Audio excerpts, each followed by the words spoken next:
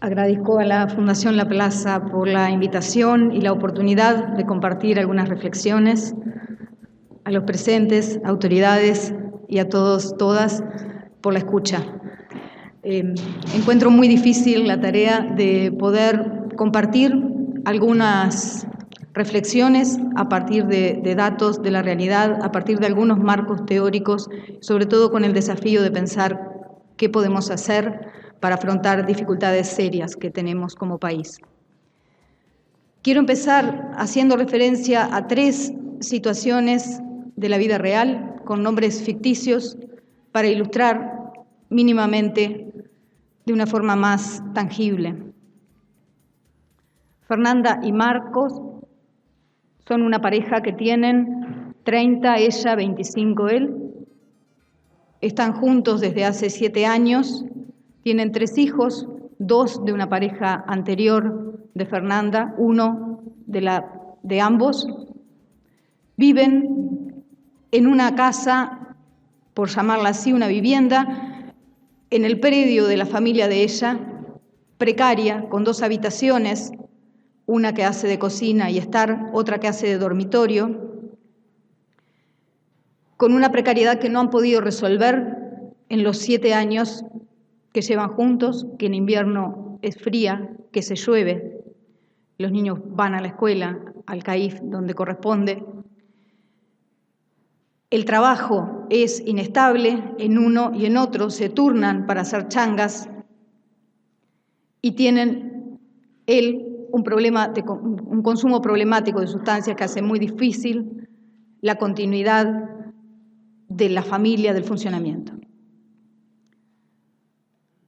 Laura es una madre jefa de hogar que concurre a una consulta alertada por los docentes del liceo que detectaron ideas suicidas en su hijo adolescente. Con un equipo de Facultad de Medicina y de ACE estamos trabajando en uno de los departamentos de nuestro país en un brote de enfermedad transmisible emergente en un grupo de escolares que nos pone en la pista cierta de una situación de violencia sexual que involucra a niñas y niños. Cuando hablamos de vulnerabilidad social, hablamos de situaciones como estas, que existen, que se reproducen y que están creciendo en nuestro país. Quiero ubicar, para iniciar, a qué nos referimos cuando hablamos de vulnerabilidad y de vulnerabilidad social. Este concepto se instaló en el campo académico, era un concepto que venía de uso vulgar, digamos, pero que en el campo académico se empieza a utilizar en la década del 70 en relación con la naturaleza, cuando para estudiar los problemas derivados de las catástrofes y desastres naturales, cuando se creía que eran eventos impredecibles y propios de la naturaleza.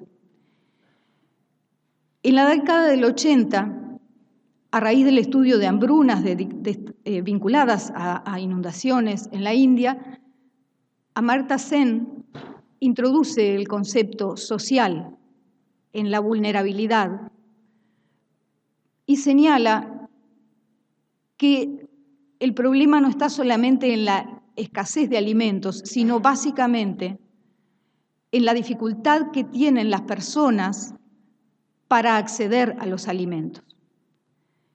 Porque hay personas en situaciones de pobreza y de desigualdad que las hacen más vulnerables, que aumentan su situación de vulnerabilidad. El concepto de vulnerabilidad para análisis, como se utiliza a nivel académico, admite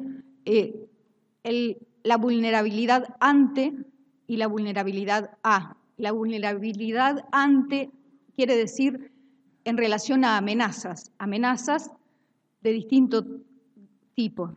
Pueden ser amenazas naturales, pero pueden ser de distinto tipo.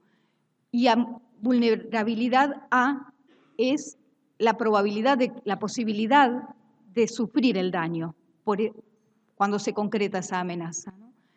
Habla de la fragilidad, por un lado, pero también de la capacidad de afrontamiento que tienen las personas para sobreponerse. Y esto requiere una unidad de análisis, que pueden ser las personas como individuos, pueden ser las familias, o pueden ser grupos sociales o poblaciones mayores. Entonces hablamos de vulnerabilidad social para referirnos fundamentalmente a lo que implica la dificultad para afrontar las amenazas desde situaciones de pobreza y de desigualdad. Para completar este aspecto teórico, hay que destacar una incorporación que hizo Caroline Massen en la década del 90 para decir, cuando analizamos a las personas en situación de pobreza, tenemos que ver qué falta, qué les falta a estas personas, pero veamos también qué tienen, los activos, ¿no? Y se suma esto para el análisis de la vulnerabilidad. En la primera década del siglo hubo un auge de estudios de vulnerabilidad en distintos campos, fundamentalmente en el campo de las ciencias sociales, también en la salud pública, pero se extendió en muchas ramas del mundo académico. En gran medida orientados a el estudio de modelos de desarrollo o de ayuda humanitaria. Se generaron procesos de crítica a los análisis excesivamente lineales en el estudio de la vulnerabilidad. Y es que esto tiene una complejidad mayor, y es que cuando nosotros hablamos de pobreza, la pobreza está afectando la posibilidad de las personas de afrontar, pero al mismo tiempo la pobreza es en sí misma una amenaza. Entonces se requiere un análisis dialéctico que permita concebir los procesos de producción y de reproducción de los problemas y no analizar factores aislados, separados, porque si no, restaríamos. ¿En qué situación estamos en nuestro país? La situación de pobreza tuvo una mejoría notable en los últimos 20 años. Pasamos de tener en el año 2000 un 32% según el método de ingreso, que hay que decir que el método de ingreso nos da resultados menores, nos da menor proporción que si tomamos la pobreza según necesidades básicas insatisfechas. Pero estamos tomando este indicador, ¿no? El método de ingreso. No cubre todas las posibilidades, pero es una medida, ¿verdad? 32% y 50% en pobreza infantil. Se fue abatiendo y para el año 2017 llegamos a la situación de más baja con un 8 con algo por ciento, y aún ahí la pobreza infantil estaba en 17%. Cuando hablamos de pobreza infantil estamos hablando de menores de 6 años. Menores de 6 años en particular están integrando hogares con madres, padres, adolescentes, jóvenes que tienen todo el contexto de la precariedad de esta situación, que abarca la vivienda, que abarca el trabajo, que abarca el contexto limitado en recursos, en posibilidades, en infraestructura, porque esta situación no está homogéneamente distribuida. Tiene una distribución territorial y existen territorios dentro del país y dentro de cada departamento y dentro de cada ciudad donde se concentran estas situaciones, estas familias, estos hogares, y que va de la mano de contextos precarios en infraestructura, muchas veces asentamientos que se van generando en lugares sin ninguna infraestructura, y que es parte de lo que tenemos que reflexionar para analizar. Esta situación tiene una contraparte, y que tal vez en esto es donde hay más novedad, por decirlo de alguna forma, en el Uruguay que conocemos, y que es la violencia en distintas formas. La pobreza como tal, con estas necesidades insatisfechas es una situación de violencia, no hay duda. En sí misma es la situación que vulnera al máximo todos los derechos de las personas.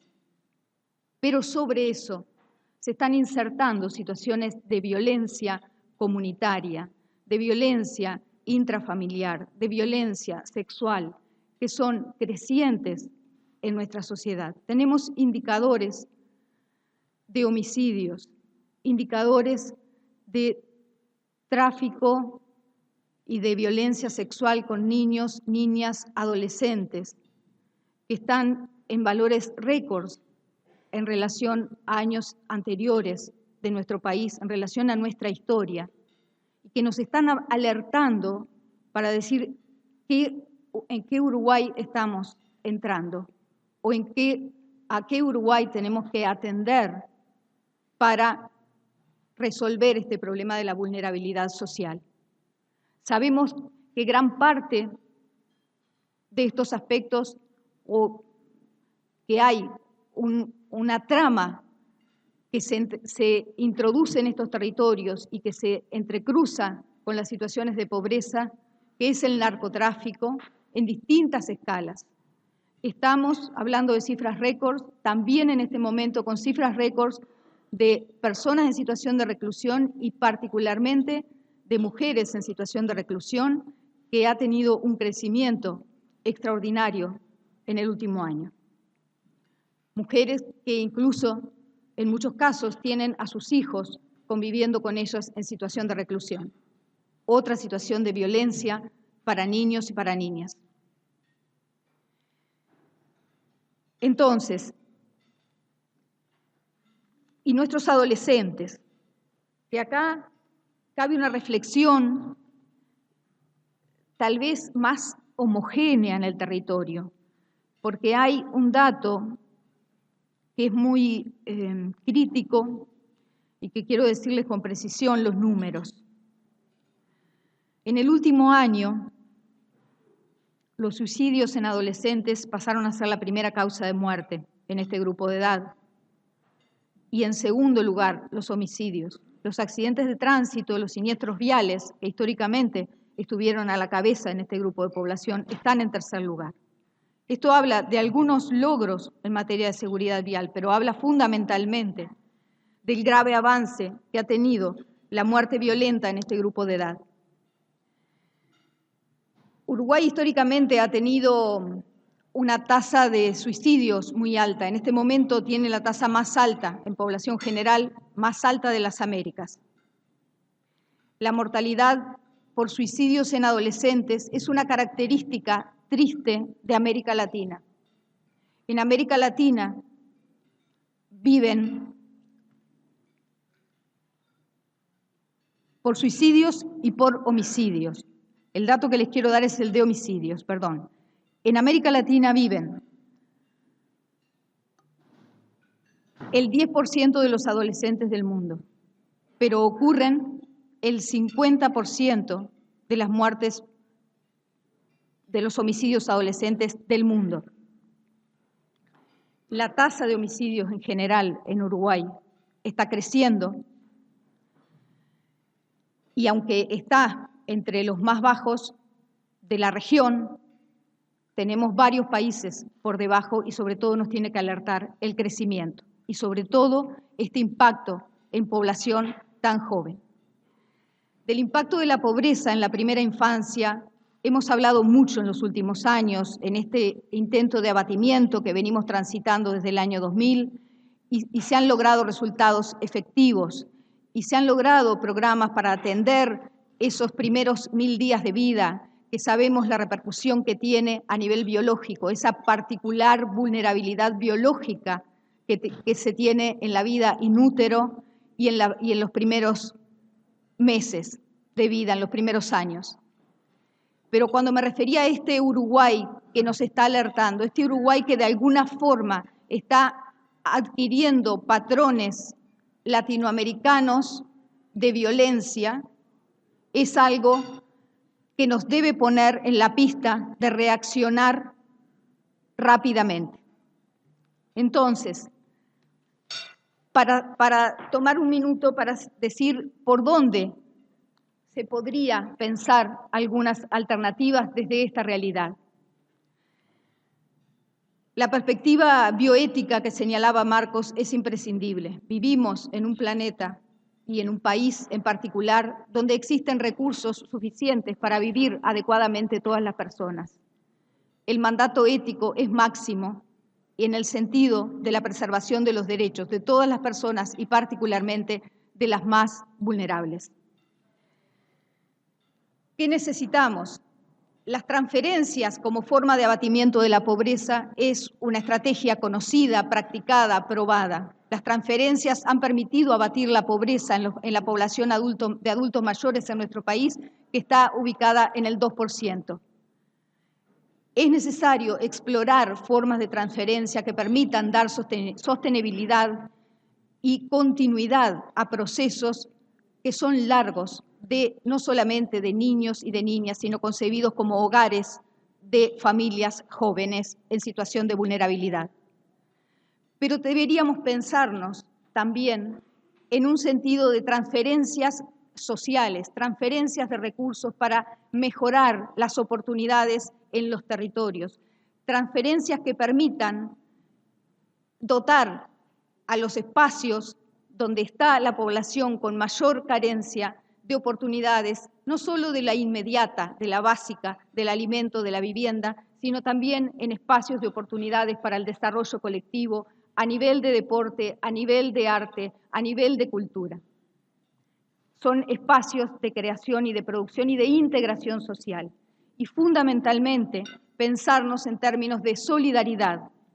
Una solidaridad que parte desde cada persona, desde los grupos sociales que integramos, desde las políticas públicas. Necesitamos políticas de nuevo tipo, acorde a los problemas que tenemos. Políticas públicas que estén basadas en la solidaridad y que tengan una perspectiva territorial. Cuando decimos territorial, dos cosas fundamentalmente, y con esto termino. Por un lado, que estén arraigadas en equipos territoriales que tengan continuidad en el vínculo con la población, con las personas, y que tengan, además, continuidad a lo largo del tiempo.